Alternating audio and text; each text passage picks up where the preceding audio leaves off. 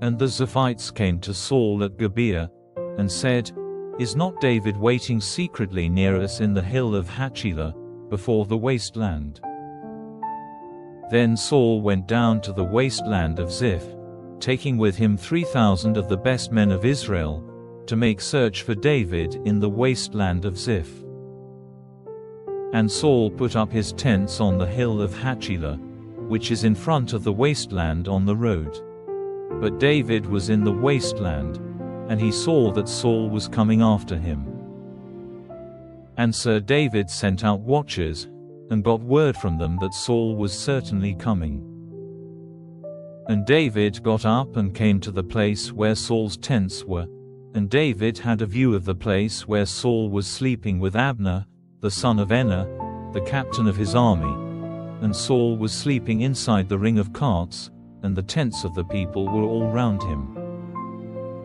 Then David said to Ahimelech the Hittite, and to Abishai, the son of Zeruiah, brother of Joab, who will go down with me to the tents of Saul?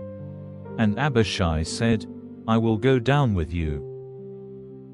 So David and Abishai came down to the army by night, and Saul was sleeping inside the ring of carts with his spear planted in the earth by his head, and Abner and the people were sleeping round him. Then Abishai said to David, God has given up your hater into your hands today. Now let me give him one blow through to the earth with his spear, and there will be no need to give him a second. And David said to Abishai, Do not put him to death. For who, without sin, may put out his hand against the man on whom the Lord has put the holy oil? And David said, By the living Lord, the Lord will send destruction on him. The natural day of his death will come, or he will go into the fight and come to his end. Never will my hand be stretched out against the man marked with the holy oil, but take the spear which is by his head and the vessel of water, and let us go.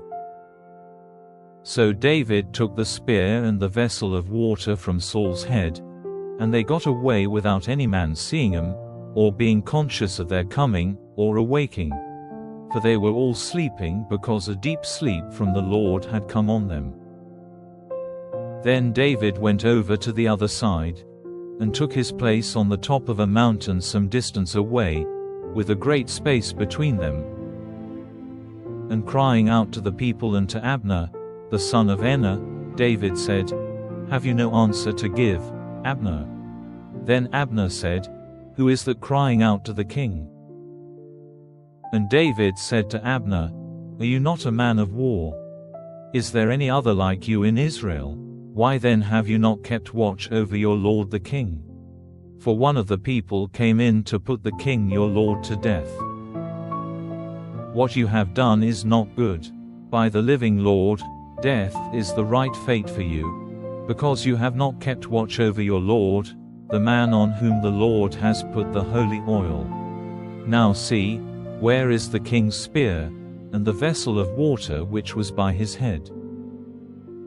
And Saul, conscious that the voice was David's, said, Is that your voice, David, my son? And David said, It is my voice, O my lord king. And he said, Why does my lord go armed against his servant? What have I done, or what evil is there in me? Let my lord the king give ear now to the words of his servant. If it is the Lord who is moving you against me, let him take an offering. But if it is the children of men, may they be cursed before the Lord, for driving me out today and keeping me from my place in the heritage of the Lord, saying, Go, be the servant of other gods. Then do not let my blood be drained out on the earth away from the face of the Lord, for the king of Israel has come out to take my life, like one going after birds in the mountains. Then Saul said, I have done wrong. Come back to me, David my son. I will do you no more wrong, because my life was dear to you today. Truly, I have been foolish and my error is very great. Then David said, Here is the king's spear. let one of the young men come over and get it. And the Lord will give to every man the reward of his righteousness and his faith, because the Lord gave you into my hands today, and I would not put out my hand against the man who has been marked with the holy oil. And sir, as your life was dear to me today, may my life be dear to the Lord, and may he make me free from all my troubles." Then Saul said to David, "May a blessing be on you, David, my son. You will do great things, and without doubt you will overcome." Then David went on his way, and Saul went back to his place.